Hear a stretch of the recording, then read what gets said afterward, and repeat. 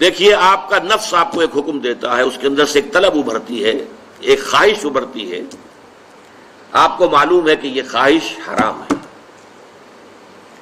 اب آپ نے اللہ کے حکم کو پس پش ڈالا اور اپنے نفس کی خواہش پوری کی، یہ مخلوق کی اطاعت ہو گئی اللہ کی معصیت میں، یہ شرک ہے، غور کر لیجیے۔ ایک حکم آپ کے نفس کا ہے،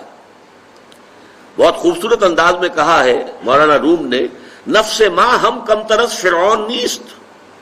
لیکن ایراعون نیست، میرا نفس جو ہے وہ فرعون سے کم نہیں ہے۔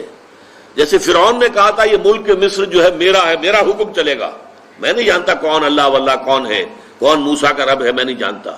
میں ہوں یہاں کا حاکم، الیس لی ملک مصر وہذہ الانہار تجری من تحتی، کیا مصر کی بادشاہت میرے ہاتھ میں نہیں ہے،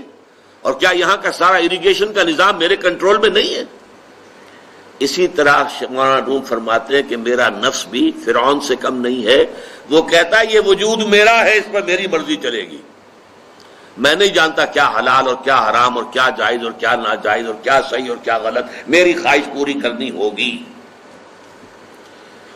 درمیان قار دریا تختہ بندم کر دئی، باز بھی گوئی کہ دامن ترمکن ہوشیار باش۔ اللہ تعالیٰ نے انسان کو بہت بڑے امتحان میں ڈالا ہے، بہت بڑے امتحان میں ڈالا ہے۔ وہ امتحان ہے جس کے بارے میں سورہ احزاب کے آخر میں کہا گیا کہ اِنَّا عَرَضْنَا الْأَمَانَةَ عَلَى السَّمَاوَاتِ وَالْأَرْضِ وَالْجِبَالِ فَأَبَيْنَ مِنْهَا وَأَشْفَقْنَ مِنْهَا وَحَمَلَهُ الْإِنسَانُ، انسان نے یہ مقام جو ہے خلافت کا اور اللہ تعالیٰ کی طرف سے ادا کردہ جو یہ اختیار دیا گیا اللہ کی طرف سے ودیعت شدہ، یہ سارا انسان نے سنبھالا ہے، اس لہذا اس کی اب آزمائش بڑی کڑی ہے۔